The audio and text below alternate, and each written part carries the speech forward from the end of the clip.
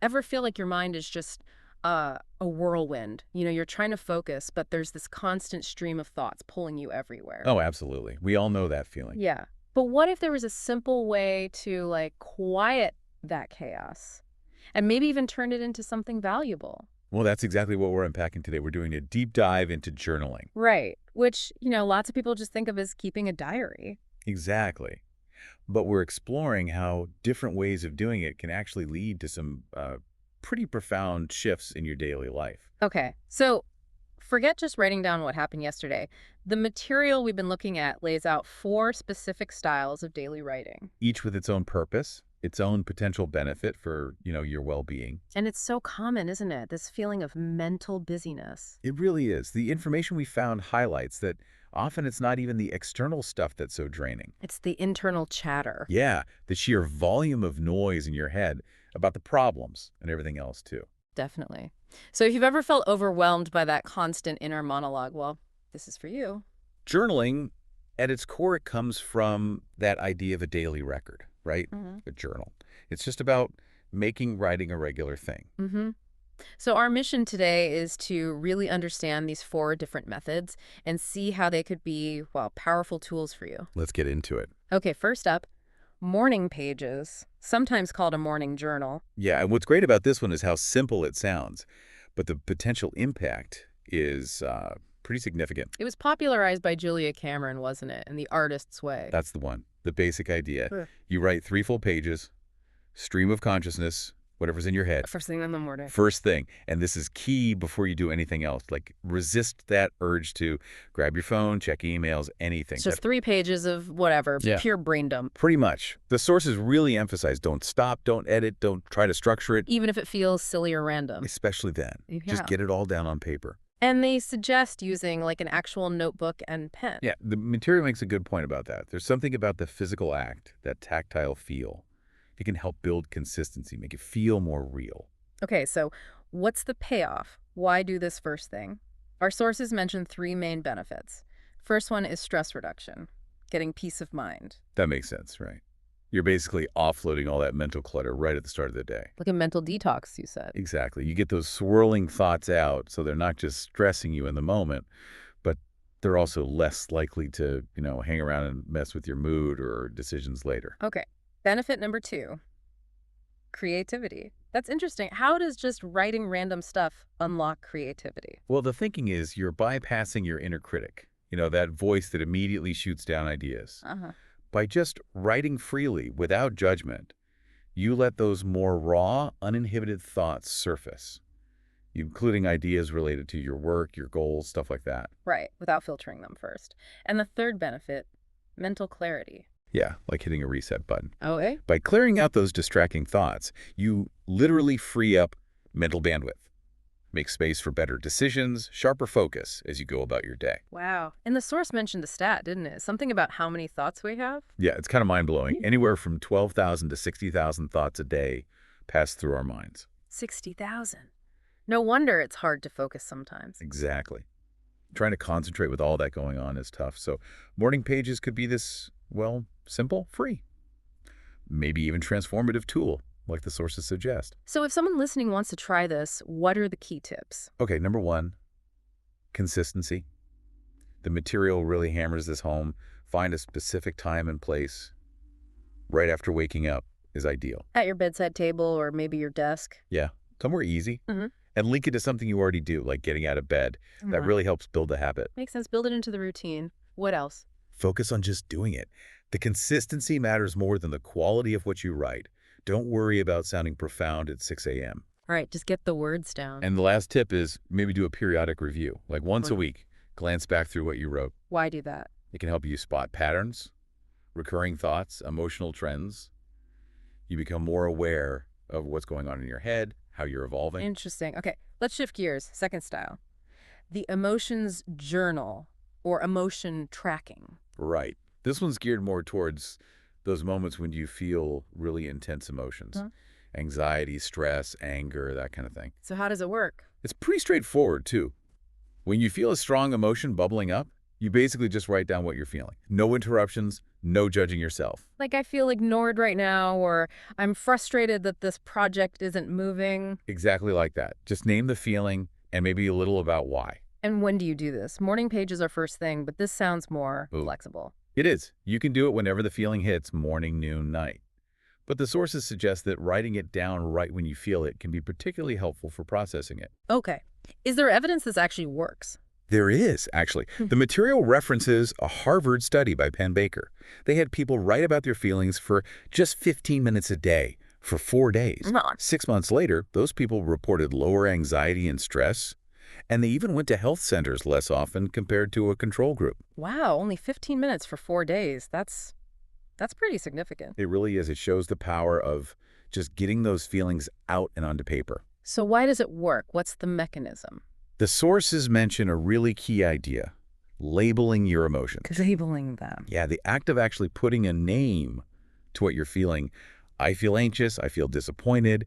It helps you step back a bit. It can actually counteract cognitive biases. Cognitive biases, those are like mental shortcuts or flawed thinking patterns. Exactly. By naming the emotion, you create a little distance, you see it more clearly, instead of just getting swept up in a potentially biased reaction. That makes a lot of sense. Creates perspective. hmm And it's interesting, the sources mention, from personal experience, that understanding the why behind something, the science bit, often makes you more likely to stick with it. Oh, for sure. If you know how it helps, you're more motivated. Definitely.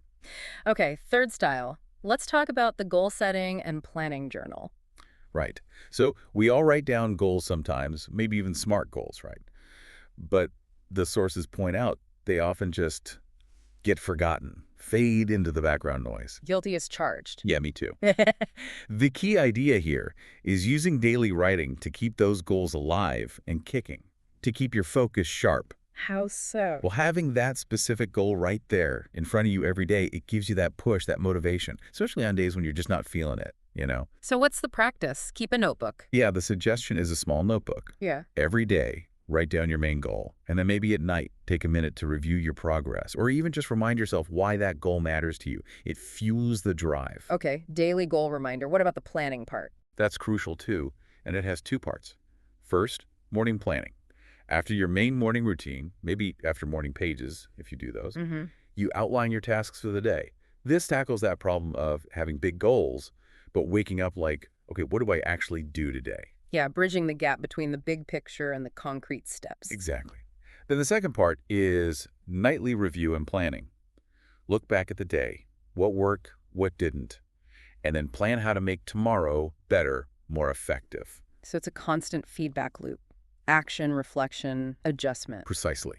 The sources explain this creates clearer pathways in your brain.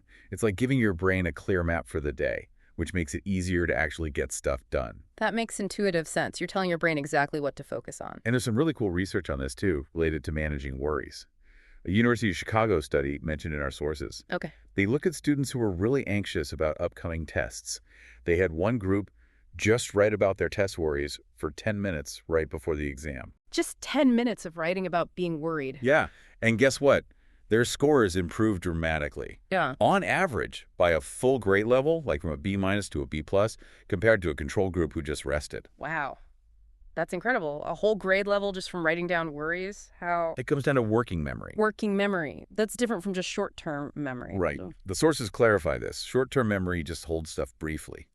Working memory is where you actively process and manipulate information. It's what you use for tests, solving problems, understanding complex ideas. Got it. It's the brain's active workspace. Exactly. And it has limited capacity. It can only hold and work with so much information at once. So the worry takes up space. Precisely. Anxiety and worry consume that valuable working memory capacity. They basically clog up the system. Okay. So when you write those worries down beforehand, you're essentially offloading them. You're clearing out that mental workspace. Freeing up cognitive resources. Exactly. Freeing up your working memory to actually focus on the test or whatever the task is. That is fascinating. A really practical application of writing. Isn't it? Okay, fourth and final style. The gratitude journal. This one feels maybe more familiar to people. It probably is, yeah. It's pretty well known, and for good reason. The practice is simple. How does it usually work?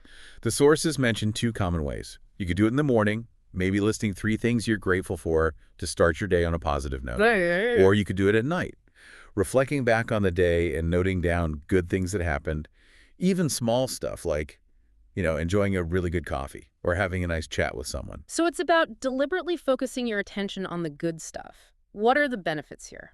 Several key ones. First, it literally trains your brain to scan for and focus on the positive aspects of your life. Mhm. This builds optimism and hope over time. Rewiring your focus. Second, it has a calming effect. Focusing on gratitude tends to soothe the brain, which can also improve your concentration on positive things. And does that carry over into the rest of your day? Apparently, yes. The sources suggest this positive focus directly impacts your decision-making and concentration throughout the day. You're primed to see opportunities, maybe make better choices, because you're coming from a more positive baseline. That's powerful. The sources also shared a personal story, didn't they, about feeling overwhelmed. Yeah, it was a great example. Feeling totally stuck on a big goal, thinking it was this massive, insurmountable thing, Uh-huh. but then actually sitting down and writing about it revealed there were only like 2 or 3 specific, manageable problems causing that feeling. So writing brought clarity. Exactly. Once those specific issues were identified, they could actually start tackling them. It shows how our minds can sometimes catastrophize, right? Make one problem feel like 10. Oh, definitely. Snowball effect. Yeah, writing helps cut through that fog, gives you the mental clarity to see things as they are, and that improves performance, decision-making, everything. And the sources even mentioned it could spark creativity, like reignite old goals. Yeah, by shifting your focus to possibilities and positive aspects, sometimes forgotten ideas or aspirations can bubble back up. It all seems to come back to quieting that inner noise, doesn't it? It really does. There's a great quote in the material from Michael Singer's The Untethered Soul. What's that? It says, "You eventually realize that the real cause of problems is not life itself. The real cause of problems is the noise in your mind about life." Wow. That hits the nail on the head for what journaling seems to address. Absolutely. All these styles, in their own way, are tools to manage that internal noise. So let's quickly recap. We've looked at 4 different journaling styles today. Yep, morning pages for that stream of consciousness brain dump, clearing clutter, boosting creativity. Right. Then the emotions journal for identifying and processing intense feelings, especially in the moment, based on that Harvard study. Third, the goal setting and planning journal, daily reinforcement, morning planning, nightly review to stay focused and productive, leveraging that working memory insight. And finally, the gratitude journal, intentionally focusing on the positive morning or night to cultivate optimism, calm the mind, and improve decision-making. Each offers something a bit different, valuable for different situations or needs. And you don't have to do all of them, right? Maybe pick one that resonates. Exactly. They're flexible tools, not rigid rules. Find what works for you. So for you listening, maybe take a moment to think. Which part of your life could use a bit more clarity right now? Or maybe more focus? What's the noise in your mind that might be getting in the way of your goals or just your peace? That's definitely something worth reflecting on. Could one of these simple writing practices be a key to unlocking something for you?